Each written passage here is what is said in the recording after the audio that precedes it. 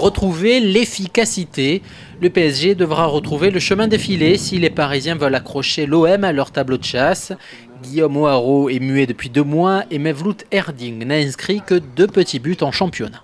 On a confiance en eux, on sait que, comme je disais tout à l'heure, le plus important c'est qu'ils arrivent à se créer ces occasions-là.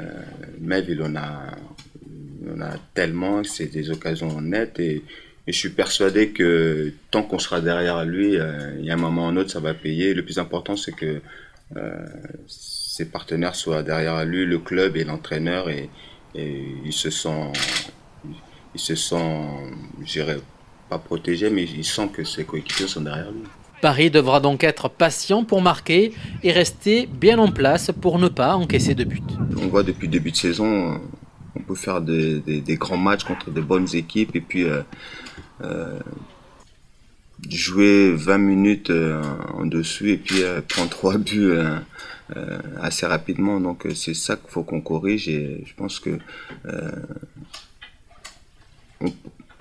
l'équipe peut battre n'importe qui quand elle est concentrée, quand elle joue à un niveau comme hier.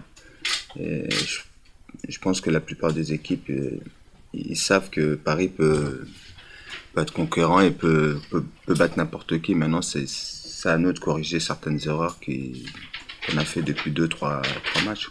Et pour ce derby de la France, Claude Makélélé sent un peu moins d'engouement. La faute sans doute aux mauvaises saisons des Parisiens. OM PSG, c'était 2 équipes qui étaient toujours entre premier, deuxième, troisième, donc il y avait beaucoup plus d'attentes.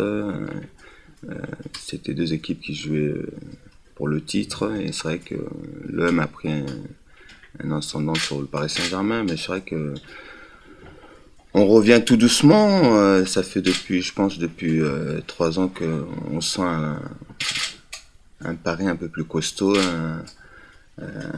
Les équipes craignent un peu plus Paris depuis ces 3 dernières années.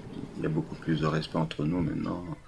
Sur le terrain, on va défendre nos couleurs, mais bon, il y a beaucoup plus de respect entre les joueurs. PSG-OM, dimanche 8 novembre à 21 h, en live sur sports.fr.